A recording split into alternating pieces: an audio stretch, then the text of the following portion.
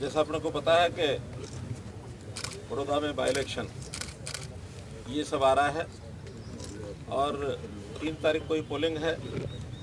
आज 26 तारीख हो गई, 7 दिन का समय है और हम सबको पता है कि ये वहाँ की जो लड़ाई है इस बार, अगर मैं इसको ये कहूँ कि जैसे कल दशहरा गया है, ये सच्चाई और झूठ की लड़ाई है।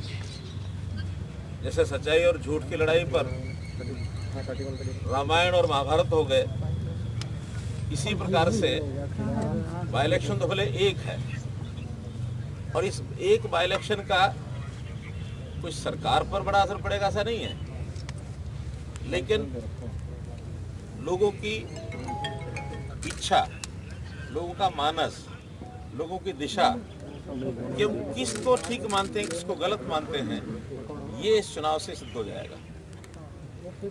और हम जब कांग्रेस और भारतीय जनता पार्टी में चुनाव करेंगे, विचार करेंगे, तो आपको ये ध्यान में आएगा कि जिस प्रकार से कांग्रेस के लोगों की, चाहे वो टॉप से और चाहे नीचे तक, चाहे विधानसभा में, चाहे राज्य स्तर पर और चाहे केंद्र स्तर पर, जैसे उल्टे सीधे हथकंडे और जितने झूठ ये कांग्रेस के लोग फैलाते हैं, भारतीय जनता पार्टी उन सबके साथ मुकाबला करते हुए अपनी चीज़ों को आगे बढ़ाती जा रही है। हमने कभी भी ऐसी कोई बात नहीं कही कि जो ना हो सकती हो, कहेंगे वही जो हो सकता है और उसके बाद ऐसे ऐसे काम भी करेंगे जो कांग्रेस ने कभी सारा जीवन सोचे नहीं है। हमने हरियाणा में अगर लगाओ तो मेरिट पर नौकरियां दी ना। कब की इच्छा थी, सदिच्छा थी ये राजनीतिक लोगों की और जनता की, ये भ्रष्टाचार की बीमारी ये खत्म हो, कोई कर नहीं पाया। हमने कमर कसी, खतरे बहुत हैं क्योंकि भ्रष्टाचार में जो लोग लगे हुए हैं उनको तो तकलीफ होती है। अगर ये भ्रष्टाचार चलता रहेगा तो तकलीफ भी तो बहुत लोगों को होती है ना, और जिनको तकलीफ होती है वो फिर लोगों को बहकाना शुरू करते हैं। तो इस बहकाई में हरियाणा की जनता पिछले 6 साल से नहीं आई है। अब मेरा निवेदन बड़ौदा की जनता से भी है कि इनकी बहकाई में मत आना। हम हर किसी वर्ग का भला करना चाहते हैं, चाहे वो किसान हो, मजदूर हो, दुकानदार हो, व्यापारी हो, उद्योगपति हो, छोटा हो, बड़ा हो, नौजवान हो, बेरोजगारों को रोजगार कैसे दिया जाए इसकी योजनाएं सारी बना रहे हैं, गरीब की गरीबी कैसे खत्म हो इसकी योजनाएं बना रहे हैं, और हर किसी के घर का, हर परिवार के सिर पर छत हो इसलिए सबके मकान की व्यवस्था कर रहे हैं। छोटी मोटी जो ज़रूरतें हैं गरीब परिवारों की, उनको जितनी आर्थिक सहायता होती है वो दी जा रही है।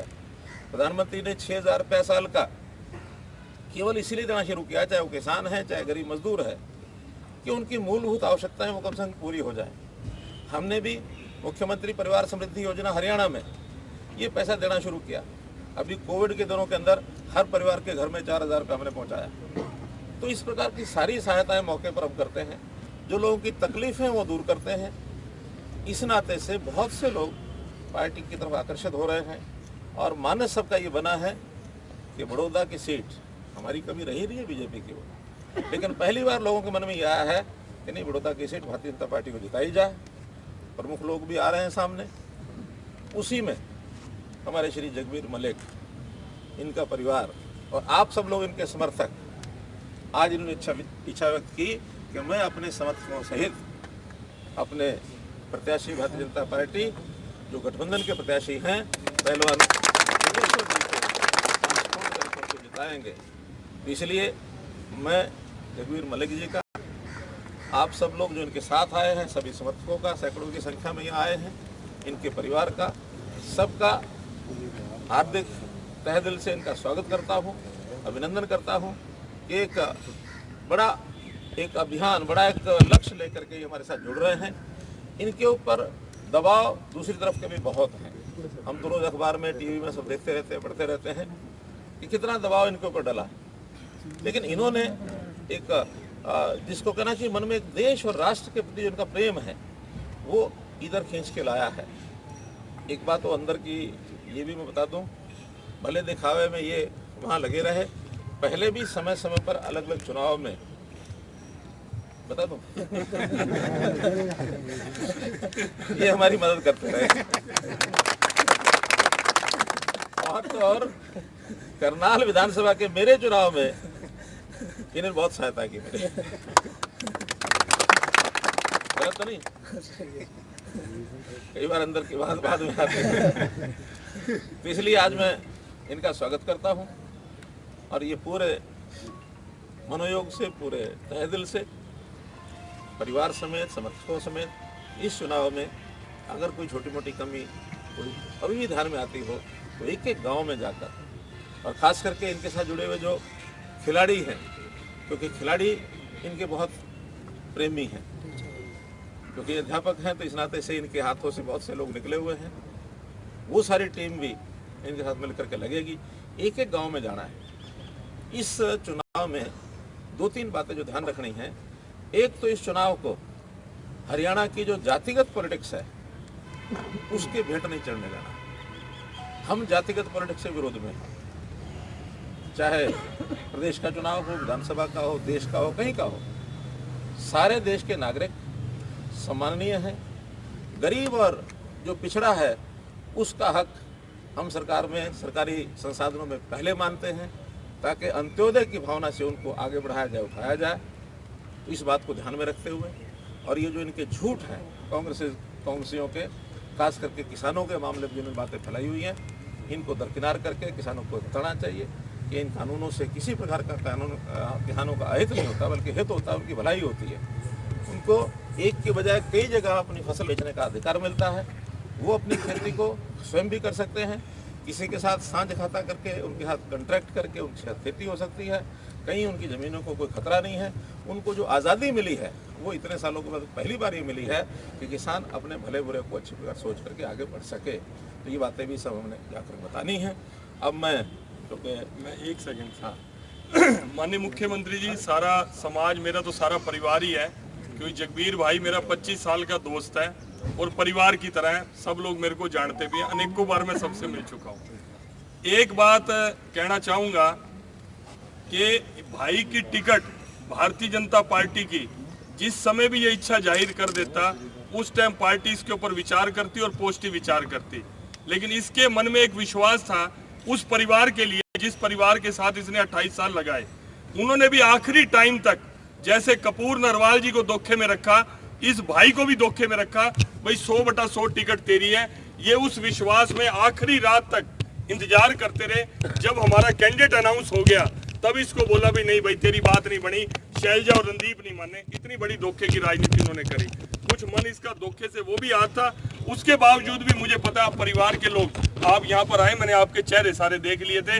आप जगबीर के प्रेम में तो आ रहे हो, वो राजी खुशी इस पे दाह भी गिरे रखा, ना जा ना जा। मैंने इस बात का भी मेरा रात को कल 12 बजे तक भी आप पार्क में बैठ के पंचायत जुड़ रही थी। मेरे से कोई चीज छुपी हुई नहीं है। लेकिन उसके बावजूद भी ये भाई बन के मेरे साथ आया है।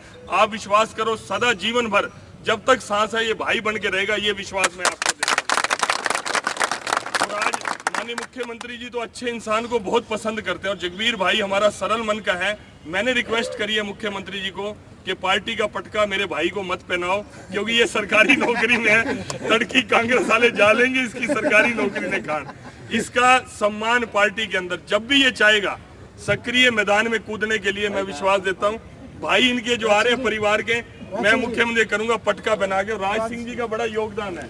राज सिंह रात को 12-12 बजे तक, 1-1 बजे तक मुझे भी समझाते रहे और इनको भी समझाते रहे। इनका मन जुड़ा रहा आपके गले में और ज्वाइनिंग आपके माध्यम से इनकी। ये जेपी दलाल जी के बिल्कुल बराबर के साथी हैं जी। ये रात को 12 बजे, रात को थोड़ा सा ये मूड में भी आ जाते हैं। पूरा आधा घंटा मेरे से बात करी है इन्होंने। आपका बहुत बहुत धन्यवाद बाबू जी। आपने, ये भाई है बिल्कुल, हमारी ताकत जो है 1 और 1 11 होगी। अब आप देखेंगे कल से ही बड़ौदा का माहौल, भाव सब बदलना शुरू हो जाएगा। मुझे योगेश्वर भाई ने 10 बार कहा भाई किसी तरह जगबीर आपकी मानता है और किसी की नहीं मानता, मना लो। मैं धन्यवाद करता हूँ जगबीर भाई, बहुत बहुत धन्यवाद। आपका भी धन्यवाद करता हूं। बोलो। कोई और भी ज्वाइनिंग है क्या सर? अब एक बार जगबीर जी बात मन की रखना। चलो भाई। आदरणीय हमारे बहुत ही सम्मानित और पूजनीय श्री मनोहर लाल खट्टर जी, मुख्यमंत्री हरियाणा, बहुत ही पारदर्शिता और बिल्कुल ईमानदार और सच्चे, मैं कहूँगा फक्कड़ टाइप से, तो एक बाबा जो टाइप होता है, इस तरह के हमारे मुख्यमंत्री हैं। मैं इनकी बहुत दिल से कदर करता हूँ। हमारे भाई संजय भाटिया जी, जो हमारा 22-25 साल का हमारा दोस्ताना और एक भाई की तरह, मनीष ग्रोवर जी, अमित आर्य जी जो यहाँ प्रेस का देखते हैं, ये भी हमारे भाई हैं। और हमारे बड़े भाई राज सिंह मलिक जी, पूरे गांव और बड़ौदा हल्का से आए हुए जितने भी तमाम मेरे सम्मानित नागरिकन, बड़ी खुशी की बात है कि ऐसे जो ज़मीन से जुड़े हुए, जैसे कहा ना मैंने पहले भी मीडिया के सामने कि कांग्रेस एक दलदल में फंसी हुई है, ये इस दल में, ये उस दल में, आम कार्यकर्ता की कोई पहचान नहीं, कोई उसकी पूछ नहीं। अगर इस गुट में है तो ठीक है, दूसरे गुट का कोई आ जाता है तो उसको इग्नोर किया जाता है, चाहे कितनी मेहनत कर रहा हो। लेकिन आम कार्यकर्ता की अगर पहचान है तो बीजेपी है, भारतीय जनता पार्टी। वो आपके समक्ष जो हमारे आदर्श हैं, श्री मनोहर लाल खट्टर जी, एक आम गरीब की स्वान से के जन्म घर में जन्म लेकर के आज हरियाणा के मुख्य पद पर बैठे हैं। संजय भाटिया जी, बिल्कुल एक साइकिल पर पैदल चलने वाला इंसान, बिल्कुल ईमानदार, सच्चा और सच्चा इंसान, ये करनाल से पूरे देश में दूसरे नंबर पर जो चुन करके आए हैं। संजय भाटिया जी आपके सामने हैं, मनीष ग्रोवर जी हैं, अमित आर्य जी, इनका गांव बड़ौदा में है। अब तो हो गया जी, अब तो वचन हो गया कि आखिरी सांस तक बड़ौदा के साथ जुड़ के रहेंगे, ये तो वचन है जी आपका। तो अब रही जिस तरह से उपचुनाव, बड़ौदा चुनाव, योगेश्वर दत्त का मेरे पर बहुत भारी दबाव था, छोटा सा मेरे साथ ही रहा था, काफ़ी साल इकट्ठे रहे। तो मेरे गांव की मान मर्यादा को देखते हुए, गांव के इतिहास को देखते हुए, गांव राम होता है, तो योगेश्वर दत्त को जो टिकट दी उस पर हमारा बहुत दबाव पड़ा कि गांव का है, तो किसी न किसी तरीके से मुश्किल से टिकट आई है। तो गांव की इज्जत और मान सम्मान की बात है, स्वाभिमान की बात है कि हमने योगेश्वर दत्त को बहुत भारी मतों से जिताना है। वो भी प्रेशर बहुत ज़्यादा था। तो आपके सामने मैंने ये बता दिया, तो एक एक नागरिक जो मेरे से जुड़ा हुआ है, जो मेरे से प्यार मानता है, लगाव मानता है, कि ये पता है कि जब भी मेरे दुख सुख में साथ खड़ा हो सकता है, तो एक एक नागरिक, एक एक आदमी योगेश्वर दत्त के वहाँ पर जिताना है। और श्री मनोहर लाल जी खट्टर और संजय भाटिया जो वहाँ इंचार्ज है, जेपी दलाल जी हैं, जो जेपी दलाल जी भी पूरी मेहनत करे, वो भी हमारे को बार बार फ़ोन करते रहते थे। तो मतलब ओम प्रकाश धनखड़ जी हैं, बहुत एक किसान घर के जन्म में वहाँ जो बीजेपी का अध्यक्ष बना, ये सब के सामने प्रमाण है। कोई किसी का बाप दादा कोई एमएलए मंत्री नहीं रहा, कोई प्रधानमंत्री मुख्यमंत्री नहीं रहा, ये सभी जो टीम है पूरे आम घर की, आम किसान परिवार से जन्मे हुए आज मुख्य पदों पर बैठे हैं। तो मैं इस बात के ध्यान में रखते हुए हम भी पूरी पारदर्शिता के साथ, पूरी ईमानदारी के साथ मेहनत करेंगे और पूरे उस योगेश्वर दत्त को पूरी ईमानदारी से कहता हूँ कि उसको बहुत आज से ही उसको दिखेगा कि एक जो होता है ना माहौल, आज से ही माहौल बढ़ता चला जाएगा और 3 तारीख को अच्छे मतों से बहुत बहुत धन्यवाद श्री मनोहर लाल जी का, जो मेरे को मान सम्मान दिया। और मैं हमेशा पार्टी के लिए समर्पित कार्यकर्ता की तरह काम करता रहूँगा। जय हिंद। एक बात आप राष्ट्र निर्माण की जानकारी के लिए ग्राउंड मीडिया चैनल को सब्सक्राइब करें और शेयर करें।